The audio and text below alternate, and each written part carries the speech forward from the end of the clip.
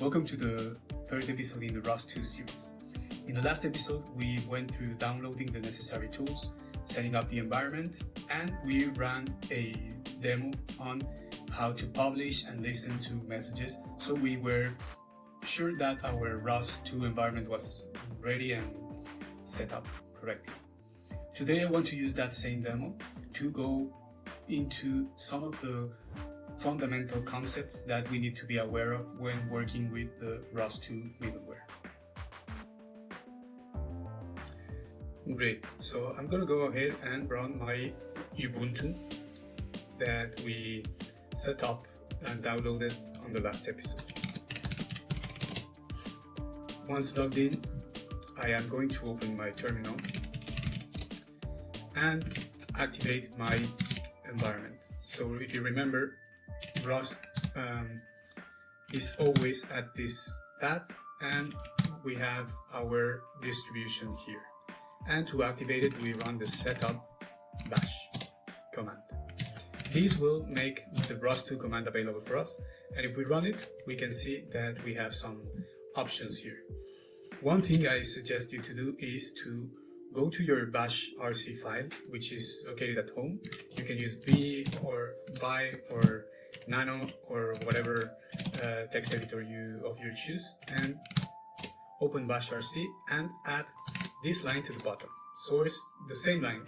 This will make that every time you open your terminal, the command will be run, and you don't have to run it manually every time you want to activate the environment. What this command does is activating the underlay. The underlay is basically the bottom workspace that we have in our system. A workspace is basically all the software and tools installed into the system or the robot. So we can have several different workspaces, but the bottom workspace is nominated an underlay, and every workspace we activate on top of that will be nominated an overlay. So right now we activated the first workspace, and we have our underlay ready for us to use it. We can see the packages we have available by running the following command. A package is basically a collection of programs, tools, libraries, etc. that you put together into one place so you can use it and share it. In this case, we have all of these packages, right? If you wanted to see, for example, all the executables available for us in one package, you can run ROS2 package, and then if you hit tab, it will suggest you commands available, right? This is autocomplete. If I type this tab, I will get autocompletion, and I can use executables. And let's run the demo nodes cpp, which is the package that we used in the last episode, and we can see that we have all of these executables. Listener and talker are the ones that we used in the previous episode. So let's go ahead and run an executable. To do that, we can run ROS2 run, the name of the package, in this case is demo cpp, and the name of the executable. Let's run talker, and there we go. Now I have a node running my talker executable. I think this is a good time to explain what nodes are and something very important in ROS2, which is the computational graph.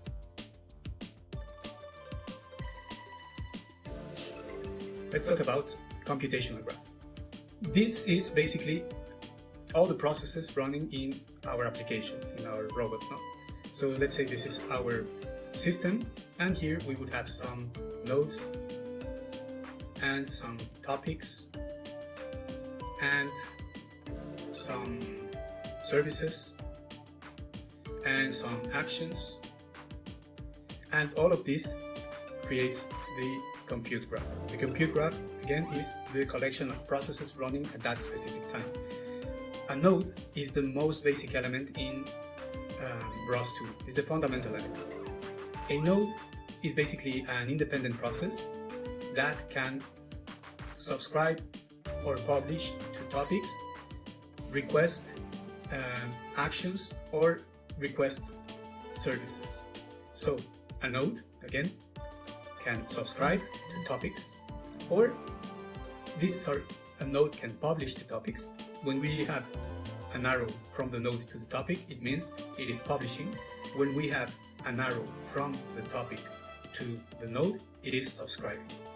A topic is a channel of communication, and it is an asynchronous channel of communication, which again has a publisher-subscriber protocol. So again, a node can subscribe to a topic, and the topic will publish to all the subscribed nodes whatever any node publishes to that topic. A service differs from the topic in the sense that a service is synchronous, and it takes a request and response approach. You can think of for example, a service for calibrating some sensor, right? You can request the calibration of a sensor and you will get a response. So for example, you will send update this sensor to calibrate 1 degree to the left, and you will get a response, done, for example. And an action is similar to a service in the sense that it is synchronous, but it takes some time. So it takes some long time, and it can be interrupted or cancelled. And these basically have the same protocol of request response, and it gives you some feedback. So for example, to recap, you can have a node subscribed to a topic which sends the hello world, like the one that we are using right here. No, this is publishing hello world to a topic, and all the other nodes subscribed to that topic will be receiving that message.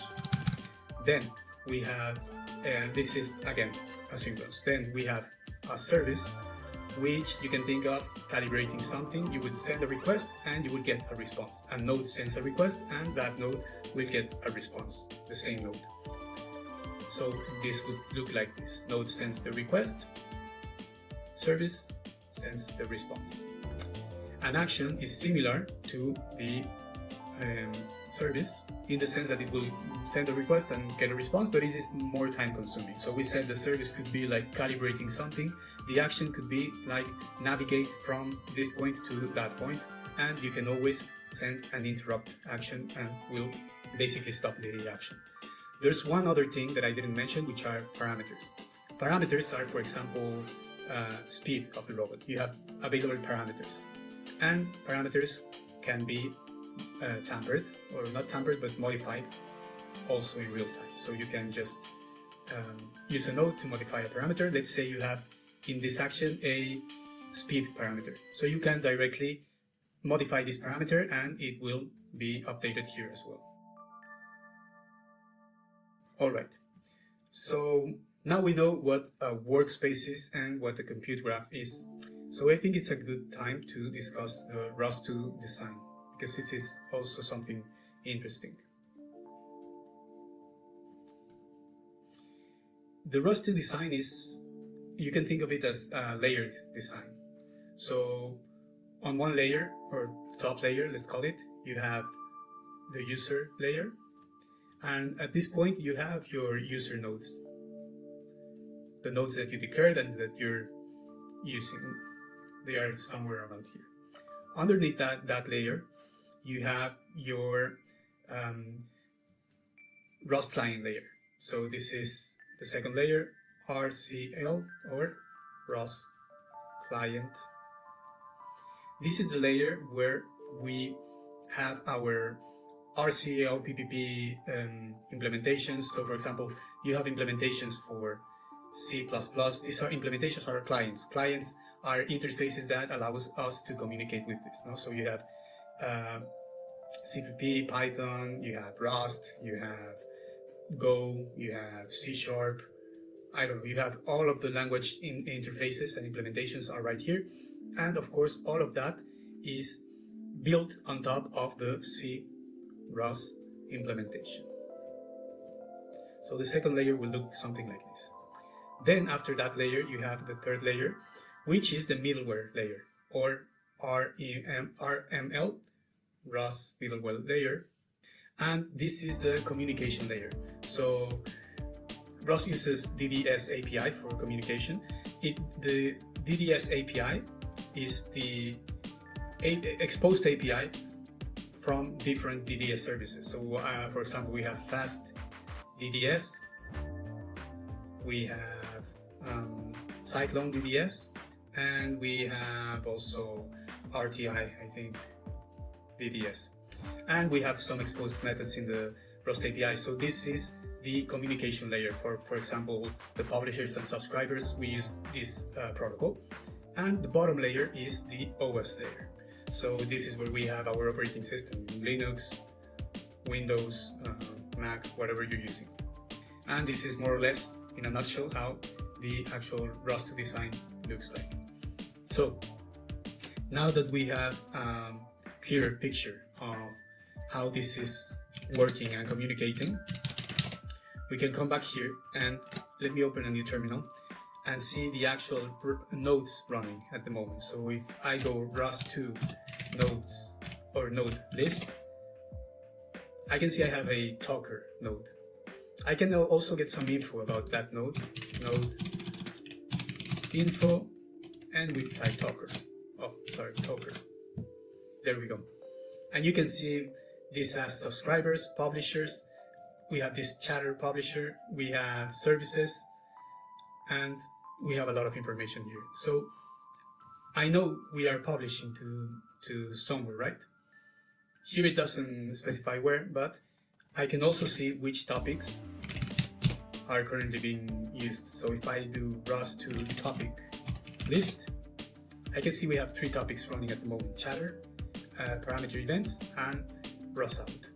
So I can also do ROS2 topic info chatter, and we can see this tells us which type of message this topic receives. Topics only allow certain types of messages that they are declared. These messages are declared in interfaces, so they are declared with structures that determine which messages are accepted by this communication channel. We can also see that if we go to ROS2 interface and list. Here are all the interfaces that are already declared. Messages are always by standardization named like this. So this is our naming convention. When we write an interface for a message, we will name it message, right? So we can see that this topic allows string messages, and if we wanted to see what that looks like, we can also do ROS2 interface show, and we can type standard messages, message, and string, which is the one that we use. Here we have some information about that, but we can see the basically data structure here, which is a string. So now we can tell that we have one node and one node subscribed to one topic, right? So if we think about that in a computer graph, our computer graph would look like talker, and this is a node, and this is publishing. Remember the arrow from the node to the topic is publishing. This is publishing to chatter. This will be our current computational graph. We can come here and see what's being published to the topic. If we do topic echo and chatter, and we see the messages are being published right now in the data field. So lastly, let's once again run the example that we did last time. So we're gonna do ROS demo, and this time we use Python, and we run the listener, right? And the listener keeps now is subscribed. The listener, what it's doing is subscribing to the topic, to the chatter topic, and basically receiving these hello world messages. So if we went back and saw our computational graph, this would be a node subscribed. Remember, from the node, the arrow from the topic to the node, it means subscribed, and we have here our listener node. So this will be how our computational graph looked at this point. This is a topic, by the way. And as an interesting thing is we can actually see that. So if we come here and do ROS2 run RQT graph, remember this is the package and this is the executable. If we run this as executable, we will get this. This is basically showing us just a talker, but that's because we need to refresh. And as you can see, we have one node publishing to a chatter topic. If we leave this here, we can see tells us a talker. Here it should say topic. Yeah, we see that this is topic, and this is a subscription. This is a publisher. So we have subscription or the listener node.